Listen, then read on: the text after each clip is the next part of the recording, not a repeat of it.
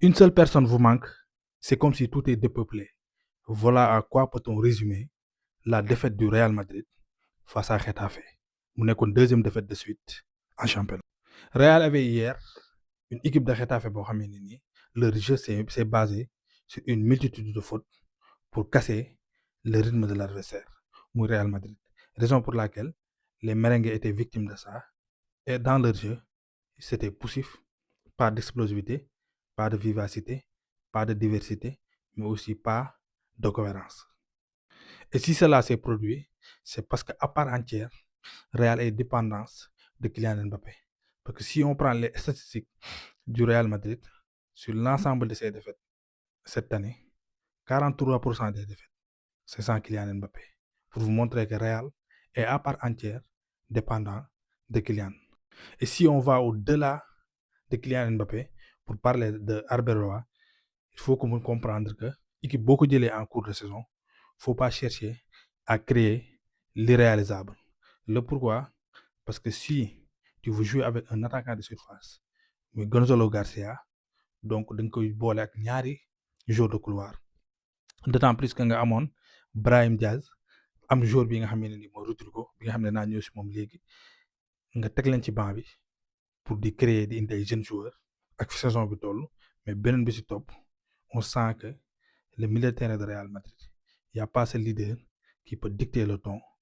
kañ lañ war a accélérer ak kañ lañ war a temporiser comme ni ko Kroos doon defee. Et si toutefois le Real va aligner le même type de jeu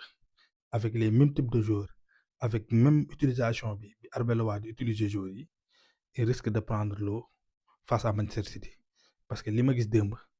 yëngalu sax City ba di ko gagné et conséquence bu succession de 2 défaites yi en championnat permettre na Barça mu jiite ko par 4 points. Donc à Arbeloa de revisiter ou bien de jouer simple, pourquoi pas classique,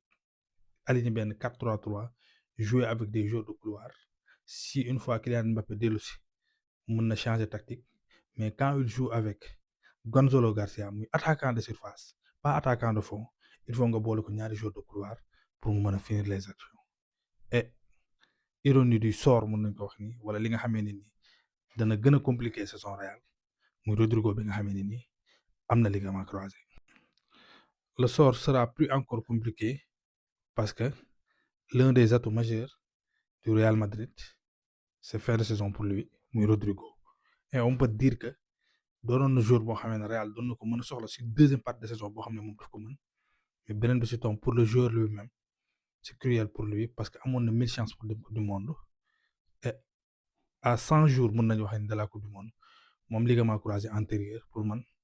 coupe du monde bi c'est out pour lui mais aussi dina manqué ki nga xam ne nii mooy Real Madrid boo xam ne mënoon na ko Rodrigo mënoon na leen a dimbale si deuxième partie de saison boo xam ne moom Rodrigo daf ko mën trop parce qu'on se rappelle si match coupé yi en Champions League il a été toujours présent.